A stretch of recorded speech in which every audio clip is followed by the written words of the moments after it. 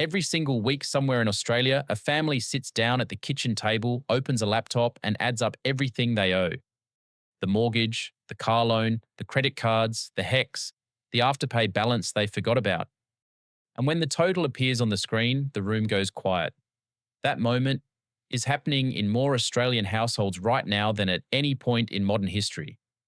Over $3.3 trillion in household debt is sitting on the shoulders of Australian families.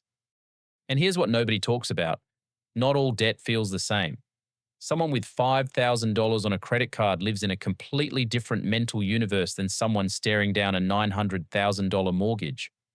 So today we're going to walk through every debt level in Australia, from $0 all the way up to the breaking point, and I'll show you exactly what life looks like at each stage. Because once you see where you sit on this ladder, you'll understand why some people at $50,000 in debt sleep fine at night, while others at $10,000 can barely function. It's not always about the number. It's about the type of debt, the interest you're paying, and whether there's an asset behind it or just a lifestyle you couldn't actually afford. Let's start at the bottom. Zero debt. Sounds like a dream, right? But here's the reality. Only a small fraction of Australians actually live here. If you own nothing and owe nothing, you might be a young adult still living at home. Or you might be someone in their 60s who spent decades grinding to pay everything off. Life at $0 in debt feels light. There's no weight on your chest when you open your banking app. But it can also mean you haven't taken any financial risks yet. No property, no investments, no leveraged growth. Now let's move up to the $1,000 to $5,000 range. This is where buy now, pay later balances live. The average BNPL user in Australia carries just under $1,000 in debt across platforms like Afterpay and Zip. Add a small credit card balance on top and suddenly you're sitting at $3,000 to $5,000. At this level, most people don't even think of themselves as being in debt. It feels manageable, but that's exactly what makes it dangerous. You get comfortable making minimum payments, splitting purchases into 4 installments, and telling yourself it's under control. Step up to the $5,000 to $20,000 zone, and things start to shift. This is the average personal debt range in Australia, excluding home loans. About 1 in 3 Australians carry personal debt averaging around $15,000. At this level, you might have a credit card balance that never seems to go down, a personal loan you took out 2 years ago, and maybe a BNPL balance on top. Sleep gets a little worse. You start avoiding your bank statements.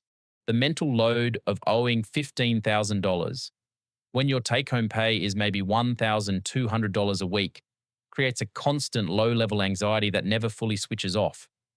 This is where most Australians get stuck on the debt treadmill, earning decent money but watching it disappear before they can build anything. Between $20,000 and $50,000, you've entered the pressure cooker. This is where car loans dominate. The average car loan through Australian lenders sits around $37,000. Add in a HECS-HELP debt, and even after the government's 20% reduction that rolled out in late 2025, the average still sits around $22,000. Plus some credit cards, and many Australians in their late 20s and 30s are carrying $40,000 to $50,000 in combined non-mortgage debt. At this level, your money is spoken for before it even hits your account. Repayments take up a serious chunk of your income. The idea of saving $10,000 for an emergency fund feels like a joke. And here's the thing, 73% of Australians report feeling financially stressed according to Finder's latest pressure gauge data in early 2026. When you're in this band, you're not just dealing with numbers. You're dealing with pressure that affects your relationships, your health, and your ability to think clearly about the future. Now let's cross into mortgage territory. The average new home loan in Australia has hit $736,000. In New South Wales, it's even higher, $873,000. And with the RBA raising the cash rate to 4.1%, repayments are climbing even further. Suddenly we're talking about a level of debt that would have been unthinkable a generation ago. But here's the thing, mortgage debt operates differently in your brain than consumer debt. When you owe $700,000 on a home, there's an asset on the other side of the ledger. The median house price across combined capital cities is now over $1.17 million. So at this level, life is a paradox. you might be technically $700,000 in debt, but if your property is worth $1.1 million, you've also built $400,000 in equity. The average Australian household net worth is around $1.66 million, and housing makes up nearly 70% of that. The stress here isn't about whether you'll go broke. It's about the monthly cash flow squeeze. With the average variable rate now sitting around 6.29%, repayments on a typical mortgage come to roughly $4,550 a month. That's more than half the average household income before you've paid for groceries, childcare, or electricity. Push past the $500,000 to $1 million total debt mark, and you're in the deep end. This is where you've got a large mortgage, maybe a car loan on top, lingering HECS debt, and credit card balances that crept up during a renovation or a rough patch. Recent data shows a growing mass of Australian households now carry over $1 million in total debt. At this level, your entire financial life revolves around servicing what you owe.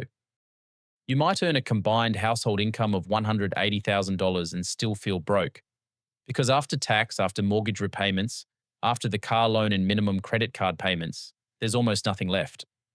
One unexpected expense, a medical bill, a broken appliance, job loss, and the whole structure wobbles.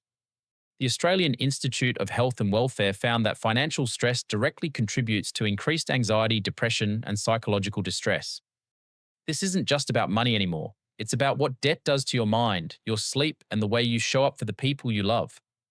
Renters aren't immune either, with average rents in major cities now approaching $2,600 a month and national rents up over 43% in the last 5 years. Millions of Australians who don't even have a mortgage are still drowning in financial pressure. Beyond $1 million, you're either highly leveraged with a strategy or you're in serious trouble. Investors with multiple properties might carry $2 million or more in total mortgage debt, and that's calculated risk. But for everyday families who ended up here through lifestyle creep and rising property prices, this is where the cracks show. Personal insolvencies jumped 14% in the December quarter of 2025. There were 3,184 new insolvencies in just that 3-month window, and 2025 set record numbers overall. So where does this leave you? It starts with one thing: know your number. Sit down, add up every dollar you owe across every account, and write it down. That single act changes your relationship with money. Second, understand that the type of debt matters more than the size. A $600,000 mortgage on a property gaining value is fundamentally different from $30,000 in credit cards and car loans losing value. Third, if you're between $5,000 and $50,000 in consumer debt, you're in the zone where action right now makes the biggest difference. Knock out the highest interest balances first. Cut the buy now pay later apps. Even $50 a week changes the trajectory. Nearly $20 billion in credit card balances alone are currently accruing interest at an average rate above 18%. Billions of dollars being charged interest every single day while people make minimum payments and hope for the best. The difference between people who stay trapped in debt and people who escape it almost never comes down to income. It comes down to awareness, a plan, and the decision to start before you feel ready. If this opened your eyes, subscribe to the channel and hit the notification bell so you don't miss what's coming next. Thanks for watching, and I'll see you in the next one.